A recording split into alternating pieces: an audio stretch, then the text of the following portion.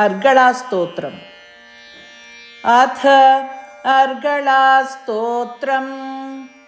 ॐ अस्य श्री अर्गलास्तोत्रमन्त्रस्य विष्णुर्ऋषिः अनुष्टुप् छन्दः श्रीमहालक्ष्मीर्देवता श्रीजगदम्बा प्रीतये सप्तशती पाठाङ्गत्वेन जपे विनियोगः। ॐ नमश्चण्डिकायै। मार्कण्डेय उवाच। ॐ जय त्वं देवि चामुण्डे जय भूतापहारिणि जय सर्वगते देवि कालरात्रि नमोऽस्तु ते। जयन्ती मङ्गला काली भद्रकाली कपालिनी दुर्गा शिवा क्षमा धात्री स्वाहा स्वधा नमोऽस्तु ते। मधुकैटभविध्वंसि विधातृवरदे नमः। रूपं देहि जयं देहि यशो देहि द्विषो जहि।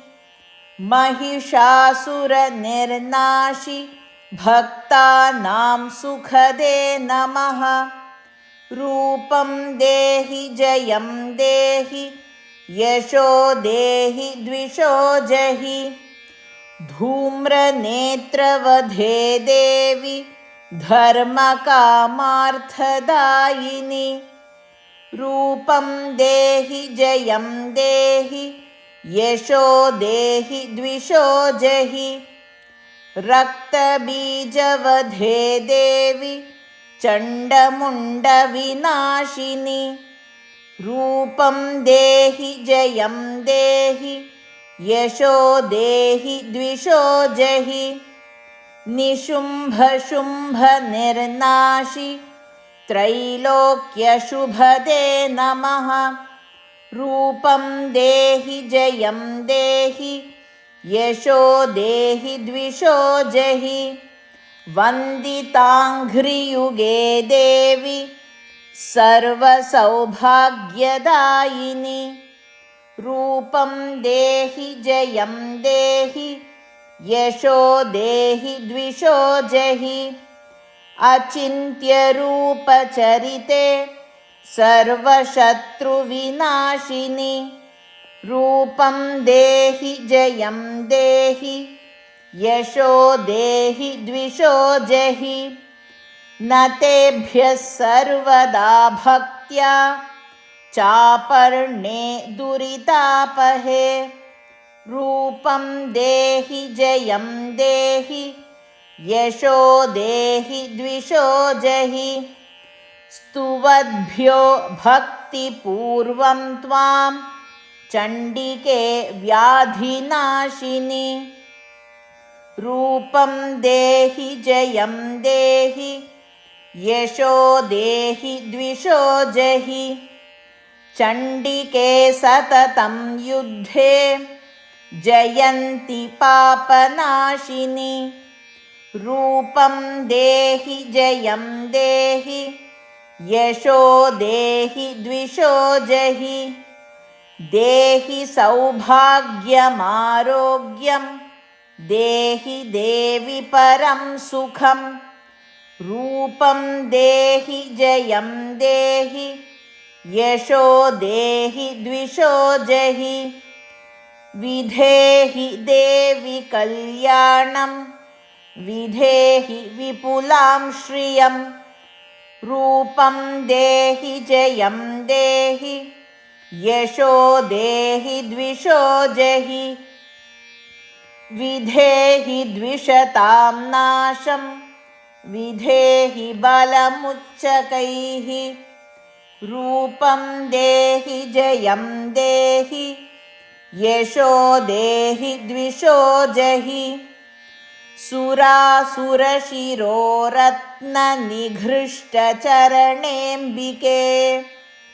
रूपं देहि जयं देहि यशो देहि द्विषो जहि विद्यावन्तं यशस्वन्तं लक्ष्मीवन्तश्च मां कुरु रूपं देहि जयं देहि यशो देहि द्विषो जहि देवि प्रचण्डदोर्दण्डदैत्यदर्पनिषूदिनि रूपं देहि जयं देहि यशो देहि द्विषो जहि प्रचण्डदैत्यदर्पघ्ने चण्डिके प्रणताय मे रूपं देहि जयं देहि यशो देहि द्विषो जहि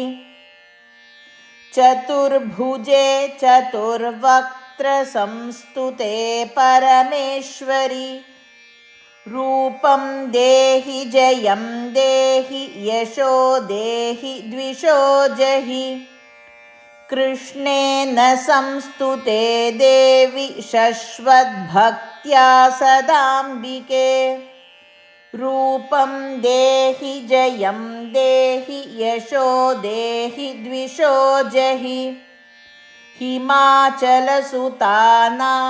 संस्तुते परमेश्वरि रूपं देहि जयं देहि यशो देहि द्विषो जहि इन्द्राणीपतिसद्भावपूजिते परमेश्वरि रूपं देहि जयं देहि यशो देहि द्विषो जहि देवि भक्तजनोद्दामदत्तानन्दोदयेऽम्बिके रूपं देहि जयं देहि यशो देहि द्विषो जहि भार्यां मनोरमां देहि मनोवृत्तानुसारिणीं रूपं देहि जयं देहि यशो देहि द्विषो जहि